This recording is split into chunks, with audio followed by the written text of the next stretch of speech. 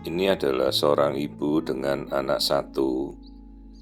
Dia dirujuk oleh sejawat yang mencurigai kok tampilan porsio cervix atau mulut rahimnya ini seperti membesar, jadi tampilan yang tidak normal. Bahkan sampai dicurigai seperti menyerupai miom pada mulut rahim.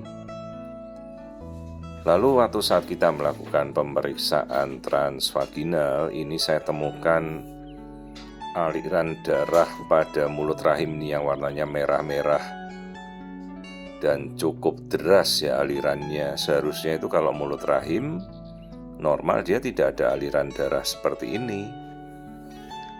Padahal ibunya ini masih muda, ini umurnya baru 25-an tahun ya. Aliran darahnya sudah sangat mencurigakan menuju ke arah suatu keganasan pada mulut rahim atau cervical cancer. Dan untungnya sejawat langsung merujuk untuk kita secepatnya melakukan pap smear dan biopsi. Jadi pap smearnya sudah pernah tapi sudah lama. Nah sekarang kita bicara keluhan, bahwa keluhannya ini si ibu mengeluarkan keputihan yang tidak berhenti-berhenti. Jadi sepertinya becek terus keluar dari vagina ya, dan tidak berbau.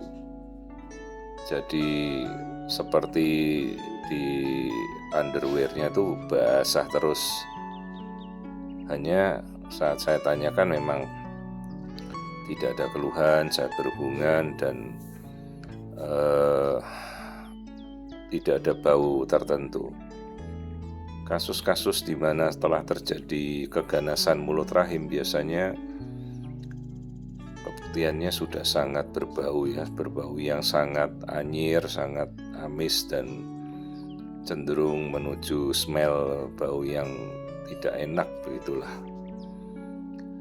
Setelah kita melihat ini, saya langsung mengedukasi ibunya supaya segera lakukan pap smear dan biopsi terarah.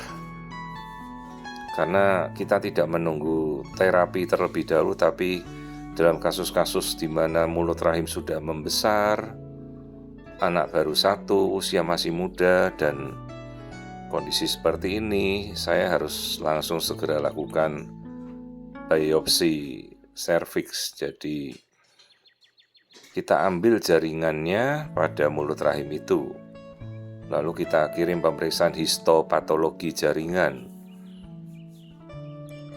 Dan si ibu bersedia, langsung kita begitu dirujuk ini langsung saya lakukan. Jadi yang kita lihat ini tampilan mulut rahim ya, mulut rahim atas, mulut rahim bawah yang kita periksa dari transvaginal. Jadi mulut rahimnya itu besar sekali, seolah-olah membengkak, edem dan mengeluarkan keputihan terus begitu. Ya, keputihan cair tapi tidak berbau, warnanya seperti putih kental. Kemudian setelah kita lihat ya, arus darah memang sangat deras begini. Jadi mulut rahim itu sebenarnya jaringan yang tidak tervaskularisasi dengan bagus, karena dia intinya adalah jaringan protein, jaringan ikat ya, proteoglikan namanya, glycoprotein. Jadi aliran darah pada mulut rahim itu sebenarnya tidak terlalu baik, jadi tidak terlalu deras. Nah ini begitu dia berubah, mulut rahim kok aliran darahnya deras seperti ini, hati-hati, kita menduga ini suatu keganasan cervix atau minimal lesi prakanker atau cervicitis kronik ya. Hanya kan sebelum kita melanjutkan terapi kita harus ada bukti.